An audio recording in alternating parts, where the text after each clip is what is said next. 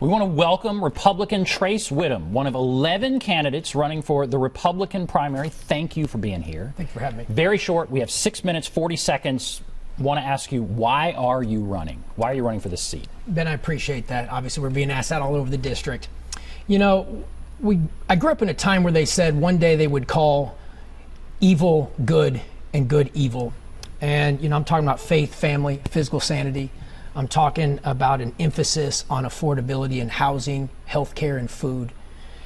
And I really say that to say, listen, when you meet Trace Wittum, I'm just a regular guy, right? I was shaped by faith. That's what drives my politics. It's how I got in this. I started young with college Republicans because I was outspoken on a campus. I think when your truth is challenged, you have two options. You either sit lower in your chair and kind of hope time goes by quicker, or you stand up and speak out. And for the past 17 years, I've been known to stand up and speak out quickly. It led me to work in the Tennessee Senate for 11 years, where I would tell you I had a great education. A lot of people go to school K through 12. I tell people I did K through 11, so I was kind of a legislative dropout in the sense that you learn to a point, and then it comes time to do, well, what do I do with this? And in 2020, the COVID time was so concerning to me. Again, health care was on the table. People were dying left and right. Brought up more issues just in general about health care and insurance. You know, we went through a time where economy's been challenged. Groceries have been high. So you may not have the name recognition of some of these. What is your plan? How do you win? First of all, in this Republican primary, how do you stand out? How do you set yourself apart? Well, you've certainly got to talk to people. So again, thank you for having me on this show. Quickly, how you stand apart. You know, right now I will tell you this, they're going to make it about money. Everybody wants to talk about the money. So let's be very clear. I'm not paid for. I'm a regular guy. I do need your money. I appreciate your money if you can give. But here's the truth. It's talking to everyday Tennesseans. I'm also a communications major. I do believe video communication is the best way to get the message out. But the truth is, my opponents all of us went through last summer. I ran for the U.S. Senate in the primary. I had 43,000 Tennesseans stand with me. 10,000 were in this district. That would have been against Marsha Blackburn. Yes.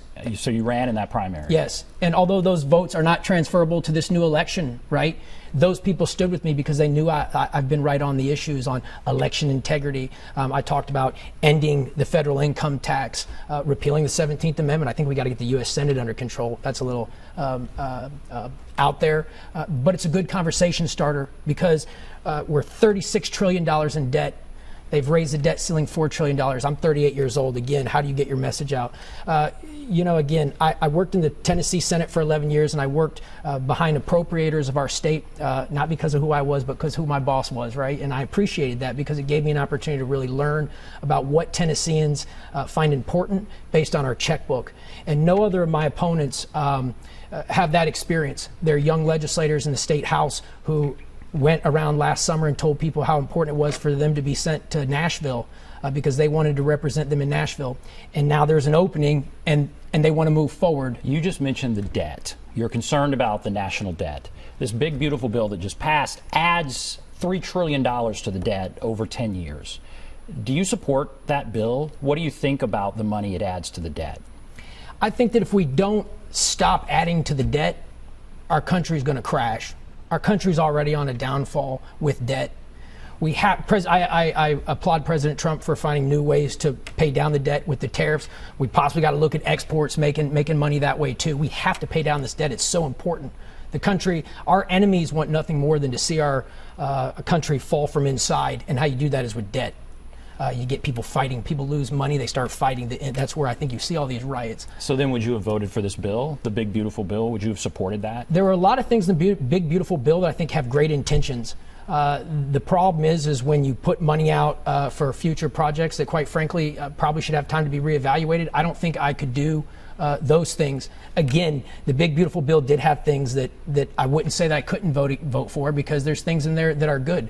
But no, I can't stand with keep adding to the debt ceiling and keep tacking onto the debt. No, that's completely against everything that I stand for. I'm sure other opponents of yours in the Republican primary would very much support that bill. So that may be a place where you differ. Well, I think that, look, again, we have young legislators in this race, and the way they ran their races last summer to win was to pander to big PACs and pander to build support, to get money, and to put on a front. That's what they're doing here, okay?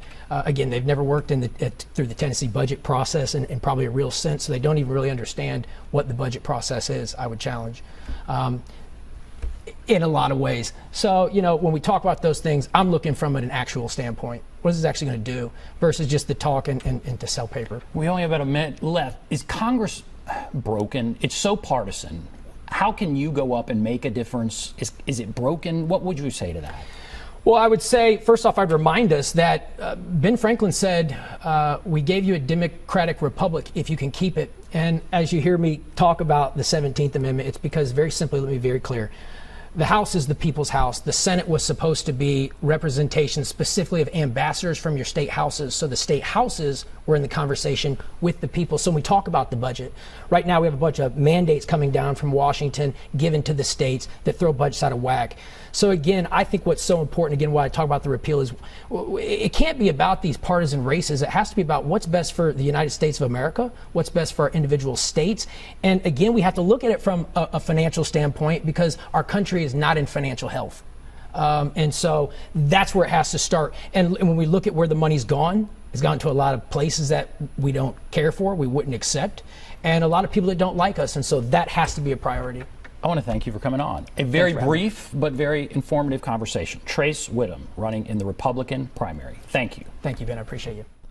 Early voting starts September 17th. It goes through October 2nd. And October 7th is Election Day for these primary